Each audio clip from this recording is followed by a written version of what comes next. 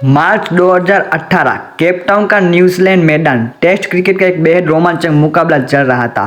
Australia बनाम south Africa. लेकिन match के तीसरे दिन टीवी कैमरों ने कुछ ऐसा पकड़ा जिसने पूरी दुनिया के क्रिकेट प्रेमियों को हिलाकर रख दिया। एक ऑस्ट्रेलियाई खिलाड़ी अपनी जेब से एक पीली चीज निकालता है, गेंद पर घिसता है और फिर उसे चुपके से अपने ट्राउजर के अंदर छुपा लेता है। यह सिर्फ बॉल टेम्परिंग की एक मामूली घटना नहीं थी, यह था सैंड पेपर गेट, एक ऐसा घोटाला जिसने ऑस्ट्रेलिया क्रिकेट के जीतने के घमंड को चकनाचूर कर दिया। ऑस्ट्रेलिया के प्राइम मिनिस्टर तक को देश के सामने आकर माफ़ी मांगनी पड़ी। आखिर उस दिन केपटाउन में हुआ क्या था, किसने रचा था यह मास्टर प्लान? आइए जानते हैं इस पूरी कहानी की अंदर की बातें। कहानी की शुरुआत होती है इस सीरीज के पहले 2 टेस्ट मैचों से। 4 टेस्ट मैचों की यह सीरीज सिर्फ क्रिकेट की लड़ाई नहीं थी, बल्कि यह 2 सबसे आक्रामक टीमों के बीच एक जंग थी। मैच में गंदी स्लेजिंग हो रही थी। डेविड वार्नर और साउथ अफ्रीका के क्विंटन डॉक के बीच ड्रेसिंग रूम में सीढ़ियों पर हाथापाई तक की नौबत आ गई थी।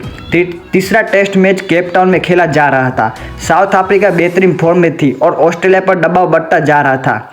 रिवर्स स्विंग इस पिच पर सबसे बड़ा हथियार साबित हो सकती थी, लेकिन सूखी पुरानी गेंद को रिवर्स कराने के लिए गेंद की एक साइड को खुरदुरा करना जरूरी था। और यही जन्म लिया उस प्लान से जिसने ऑस्ट्रेलिया क्रिकेट का इतिहास हमेशा के लिए बदल दिया।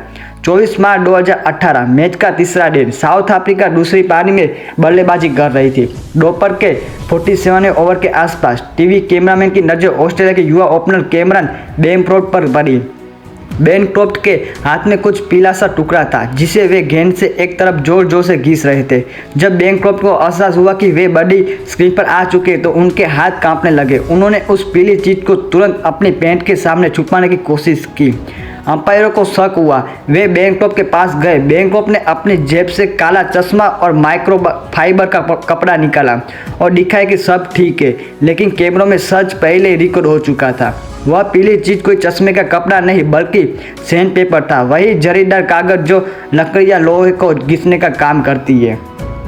दिन का खेल खत्म हुआ। हर तरफ एक ही सवाल था, क्या ऑस्ट्रेलिया ने चीटिंग की है?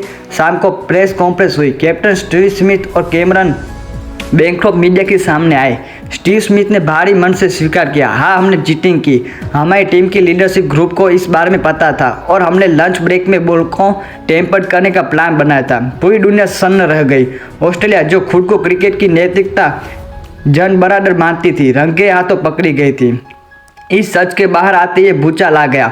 ऑस्ट्रेलिया के तत्कालीन प्रधानमंत्री मैल्कम टर्नबुल ने इस देश के लिए शर्मनाक बताया। क्रिकेट ऑस्ट्रेलिया ने तुरंत स्टीव स्मिथ को कप्तानी और डेविड वार्नर को उप कप्तानी से हटा दिया। जांच में सामने आया कि इस पूरे प्लान का मास्टरमाइंड डेविड वार्नर थे, जिन्होंने युवा बेनक्रॉफ्ट को सैंड पेपर इस्तेमाल करने के लिए उकसाया था। सजा क्या मिली? डेविड वार्नर 1 साल का बैन और भविष्य में कभी भी ऑस्ट्रेलिया का कप्तान न बनने की लाइफ टाइम पाबंदी। और स्टीव स्मिथ 1 साल का बैन और 2 साल तक कप्तानी पर रोक। और कैमरन बेनक्रॉफ्ट 9 महीने का बैन। डेविड लेहमन जो टीम के कोच थे, उन्होंने भी अपने पद से इस्तीफा दे दिया। स्टीव स्मिथ जब ऑस्ट्रेलिया लौटे तो सिडनी एयरपोर्ट पर मीडिया के सामने फूट फूट कर रो पड़े। उनकी वो तस्वीरें आज भी क्रिकेट प्रेमियों को जहन में ताजा है। 1 साल के बैन के बाद स्टीव स्मिथ और डेविड वार्नर ने क्रिकेट में वापसी की और शानदार प्रदर्शन भी किया, लेकिन सैंड पेपर गेट का वो दाग उनके और ऑस्ट्रेलियन क्रिकेट के नाम से कभी नहीं मिट सका। इस घटना ने दुनिया को सीखा कि जीतने की सनक में जब आप खेल की भावना को भूल जाते तो उसका अंजाम कितना भयानक हो सकता है। आपको क्या लगता है, क्या 1 साल का बैन उनके लिए सही सज़ा थी या उन्हें और सख्त सज़ा मिलनी चाहिए थी? अपनी राय कमेंट्स में ज़रूर बताएं। अगर वीडियो पसंद आई हो तो लाइक करें और ऐसे ही क्रिकेट स्टोरीज के लिए चैनल को सब्सक्राइब करना न भूलें।